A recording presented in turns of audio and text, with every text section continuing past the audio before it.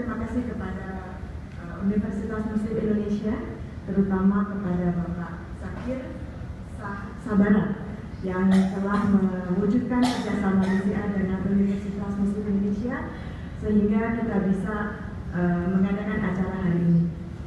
Dan terima kasih juga kami ucapkan kepada para jajaran dosen dan pengajar dari Universitas Muslim Indonesia yang bisa hadir hari ini. Di pagi hari ini kita akan sama-sama mendengarkan apa yang menjadi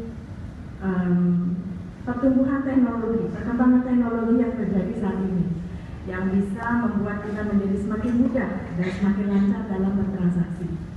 BCA hadir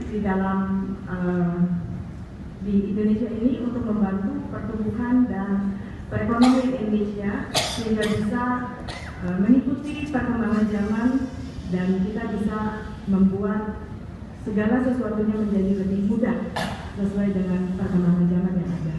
Kami berharap dengan adanya kerjasama ini kita bisa meningkatkan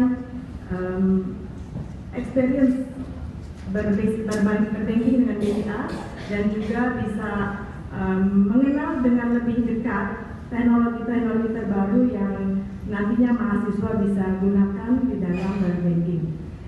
Akhir kata kami ucapkan terima kasih sekali lagi atas